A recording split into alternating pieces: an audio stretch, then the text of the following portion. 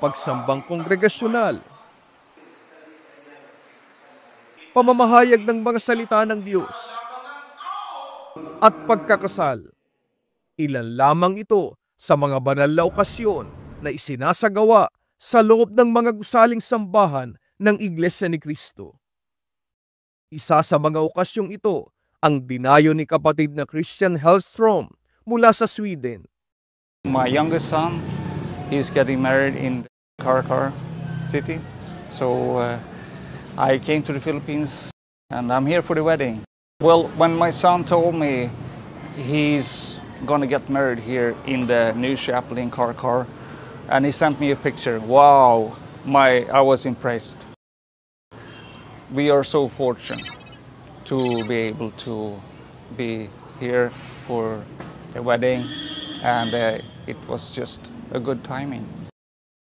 Ang gusaling sambahan po sa lokal ng Carcar City, Cebu ay may disenyo na hango sa Gothic architecture at Roman architecture. Yung mga pointed arcs po, saka round arcs, ay considered as heritage design. At nakaka-comply naman po tayo sa hinihinging requirements ng ang lokal na pamahalaan. Ganon din po yung mga ornaments na makikita sa pinaka-fasad ng ating gusaling sambahan. Considered as heritage design din po yun. Hindi po naging mahirap ang pagdidisenyo ng kapilya batay dun sa hinihinging requirements ng local government dahil naka-incorporate na po doon sa design natin yung mga heritage design gaya po ng mga arko, ornaments na hinahanap po sa ating design.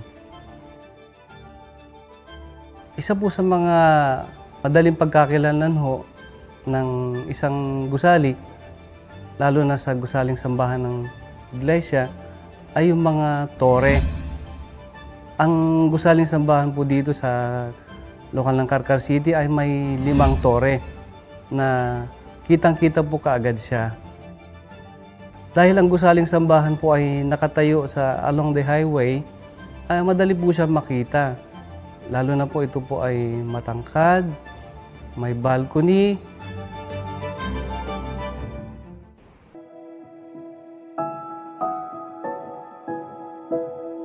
Maliwanag po siya pagkagabi dahil ginagamitan po ng mga highlights, maging sa bubong, sa lahat po ng paligid.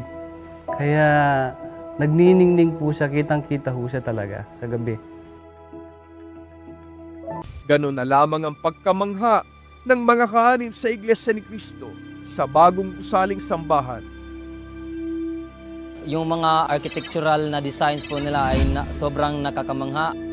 At sa loob po ay talagang mamamangha po kayo sa ganda. Sa malayo ka pa lang po ay makikita mo na ito. Tsaka yung mga opisina po, lalong-lalo na sa mga opisina ng pananalapi at kahilihiman ay sobrang laki na po, maluwag na po.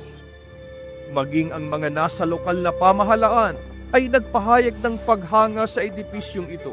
We're very glad, like for example, Iglesia ni Cristo Church.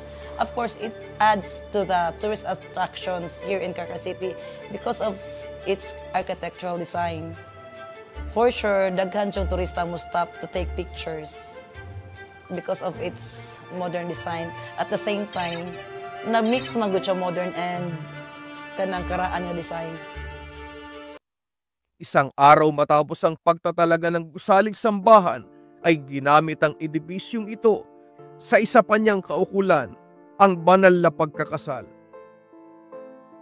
We were very shocked, very happy at the same time. Very grateful. We feel very, very, very blessed to be the first couple to get married inside this chapel.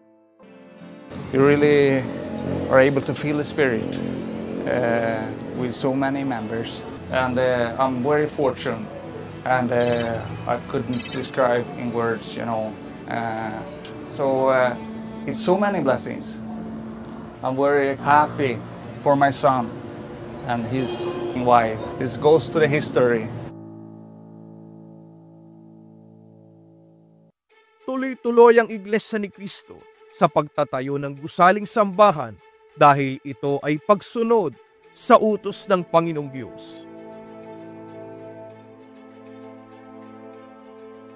Sumasampalataya po kasi ang mga kapatid na sa kanilang pagsasagawa ng buong puso na paghahandog ay hindi po nalulugi, bagkus lalo po na pinagpapala ang kanilang pananampalataya maging ang kanilang buhay at kabuhayan.